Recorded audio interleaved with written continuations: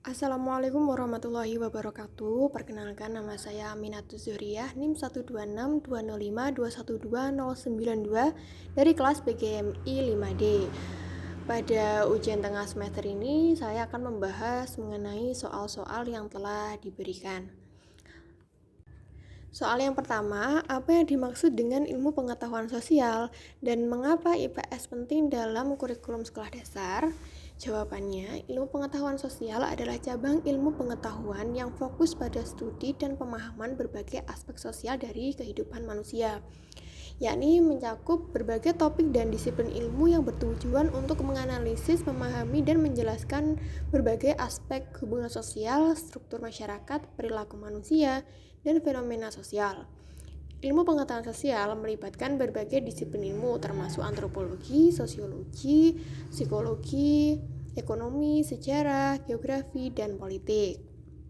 Selanjutnya, IPS membantu siswa memahami dunia sosial di sekitar mereka, termasuk masyarakat, budaya, ekonomi, politik, dan lingkungan. Ini membantu siswa mengembangkan wawasan tentang bagaimana dunia berfungsi dan bagaimana mereka berinteraksi dengan lingkungan sosial mereka. IPS juga membantu dalam mengembang keterampilan sosial seperti kerjasama, komunikasi, dan keterampilan analitis yang sangat penting dalam kehidupan sehari-hari. Soal yang kedua adalah sebutkan dan jelaskan 4 komponen utama dalam pembelajaran IPS MISD. Yang pertama ada tujuan, yakni menentukan apa yang ingin dicapai oleh siswa setelah menyelesaikan pembelajaran IPS. Lalu yang kedua ada materi. Materi yang diajarkan harus sesuai dengan tujuan pembelajaran dan memperhatikan karakteristik peserta didik. Lalu yang ketiga ada strategi pembelajaran. Strategi pembelajaran yang digunakan harus sesuai dengan tujuan dan materi pembelajaran serta memperhatikan karakteristik siswa sehingga akan menciptakan efisien dalam pembelajaran IPS. Yang terakhir atau yang keempat adalah evaluasi. Evaluasi ini dilakukan untuk mengetahui sejauh mana tujuan pembelajaran telah tercapai oleh peserta didik.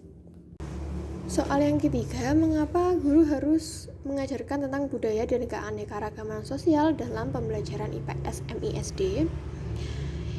Pembelajaran IPS di MISD mengajarkan tentang ilmu-ilmu sosial, keterampilan sosial, dan pentingnya sosial dalam kehidupan sehari-hari di masyarakat. Pembelajaran tentang keragaman sosial dan budaya di Indonesia dapat membantu siswa memahami perbedaan-perbedaan yang ada di masyarakat dan menghargai keragaman tersebut, sehingga bisa membantu siswa dalam meningkatkan atau mengembangkan sikap-sikap toleransi.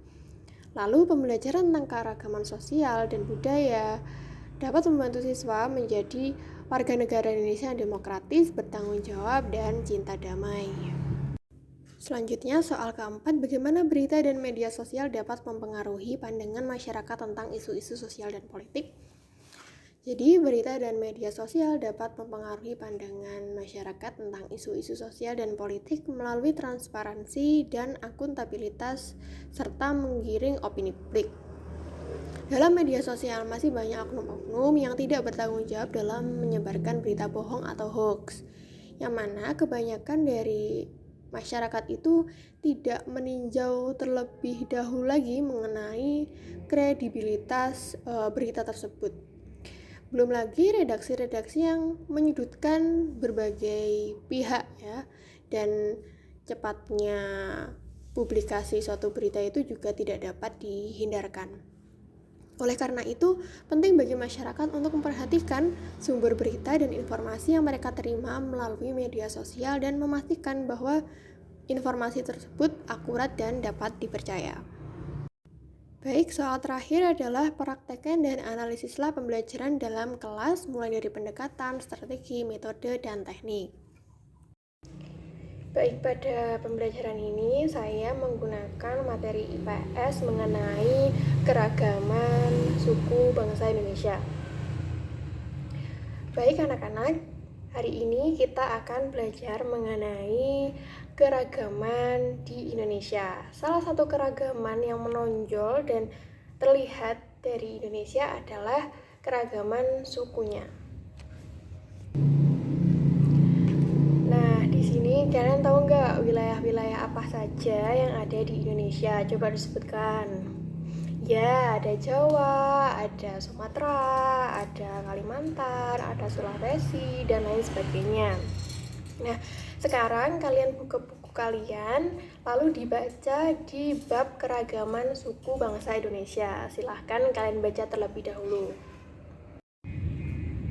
Nah, kalian sudah membaca buku teks kalian kan? Jadi sekarang sudah tahu pastinya apa itu keberagaman suku bangsa. Ada yang bisa menjawab apa itu keberagaman suku bangsa?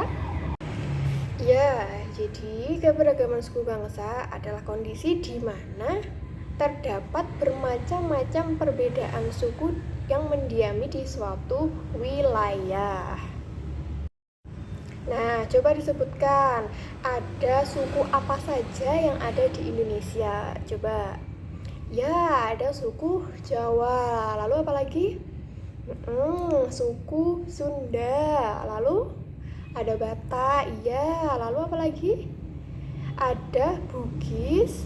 Iya, betul. Ada lagi? Oke, dan lain sebagainya ya. Nah, banyak sekali kan ya suku-suku yang ada di Indonesia. Nah, sebenarnya di Indonesia itu memiliki sebanyak 414 suku bangsa. Wah, banyak sekali ya.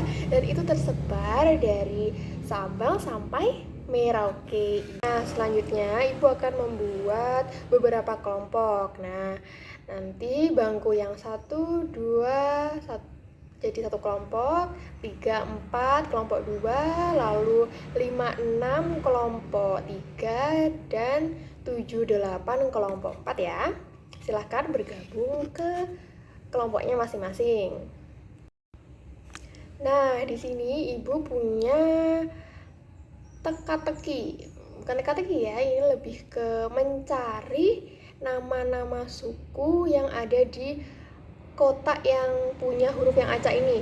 Nah, jadi kalian nanti harus menemukan suku Jawa, Sunda, Batak, Gayo, Banjar, Osing, Minahasa, Bugis, dan Toraja yang ada di kota ini ya. Nah, setelah kalian menemukan, kalian kelompokkan suku-suku tersebut berdasarkan wilayahnya. Nah, itu kalian bisa wilayah di mana kalian bisa melihat di buku teks kalian masing-masing. Jadi misalnya Jawa dan Sunda itu masuk ke wilayah apa, lalu Batak itu apa, Gayo itu apa, dan seterusnya. Oke, silahkan dikerjakan terlebih dahulu ya. Oke, jadi kalian semua sudah mengerjakan tugasnya ya, dan kalian juga sudah mempresentasikan di depan kelas. Sekarang Ibu mau tanya lagi nih, apa saja tadi suku-suku yang ada di wilayah Jawa? Ya, ada suku Jawa pastinya, lalu ada suku Sunda, lalu ada Osing. Jadi Osing itu ada di Jawa Timur ya, di daerah Bromo, itu namanya suku Osing. Lalu kalau yang di Sulawesi tadi apa saja? Ya, ada Minahasa, lalu apa lagi? Bugis dan Toraja. Lalu yang di daerah Sumatera, ya ada Gayo dan Batak. Lalu yang di Kalimantan ada Banjar. Oke, tepuk tangan semuanya. Selanjutnya saya akan menganalisis pendekatan, lalu strategi, metode, dan teknik pembelajaran yang telah saya praktekkan. Yang pertama, saya menggunakan pendekatan pembelajaran student-centered learning. Jadi, pendekatan ini memberdayakan peserta didik sebagai pusat pembelajaran selama proses pembelajaran berlangsung. Dan melalui pendekatan student-centered learning ini, peserta didik dapat mendapatkan kebebasan dan fasilitas untuk menggali ilmu yang sudah mereka dapatkan sendiri. Lalu di sini pendidik berperan sebagai penunjang atau fasilitator. Maksudnya dia bertugas sebagai perantara pembelajaran yang mengarahkan peserta didik kepada tujuan pembelajaran. Lalu peserta didik dapat berkolaborasi dengan peserta didik yang lainnya. Juga peserta didik dapat membangun pengetahuannya sendiri melalui proses pembelajaran yang telah dilaluinya. Selanjutnya adalah strategi pembelajaran. Di sini saya menggunakan strategi pembelajaran discovery learning. Jadi discovery learning ini merupakan strategi pembelajaran yang mengarahkan peserta didik untuk menemukan sendiri mengenai pengetahuan yang ingin dicapai. Jadi bentuk pengaplikasian strategi ini pada pembelajaran yang telah saya praktekkan tadi adalah satu, saya memberikan stimulus atau rangsangan dengan menyebutkan daerah-daerah di Indonesia. Lalu saya meminta peserta didik untuk membaca bacaan di buku cetak terkait dengan keragaman suku di Indonesia, yang nantinya saya akan tanyakan lagi apa yang sudah mereka pahami mengenai apa yang telah mereka baca. Selanjutnya untuk metode pembelajaran saya menggunakan 2 metode, yakni tanya jawab dan diskusi kelompok. Jadi metode tanya jawab itu kegiatan bertanya yang dilakukan oleh guru untuk mendapatkan respon dari peserta didik, tapi tidak jarang juga pendidik meminta pertanyaan-pertanyaan dari peserta didik. Lalu yang metode diskusi kelompok itu cara belajar yang menitik beratkan kepada interaksi antar anggota kelompok untuk menyelesaikan permasalahan atau tugas secara bersama-sama. Lalu untuk bentuk pengaplikasian dari kedua metode ini dalam pembelajaran yang telah saya praktekkan tadi ya, itu yang pertama saya tadi bertanya kepada peserta didik terkait dengan apa yang mereka tahui mengenai keberagaman suku. Lalu saya juga bertanya kepada peserta didik terkait dengan macam-macam suku yang ada di Indonesia yang mungkin mereka ketahui atau yang sudah mereka dapatkan dari membaca buku. Untuk metode diskusi kelompok, saya membentuk peserta didik menjadi beberapa kelompok yang nantinya saya tugaskan untuk mengerjakan tugas terkait dengan keragaman suku bangsa. Lalu selanjutnya teknik pembelajaran yang saya gunakan adalah umpan balik. Jadi teknik pembelajaran umpan balik ini teknik yang digunakan para pendidik untuk membangun atau membantu peserta didik dalam memahami suatu pembelajaran dengan cara menanggapi hasil dari suatu pembelajaran.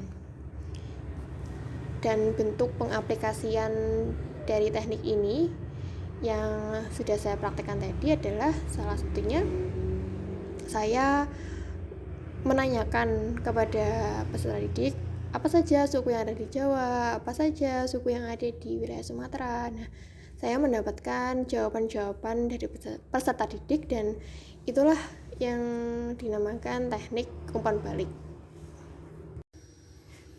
Baik, demikian yang bisa saya sampaikan. Apabila ada kesalahan dalam jawaban dan kesalahan dari tutur kata saya mohon maaf. Terima kasih. Wassalamualaikum warahmatullahi wabarakatuh.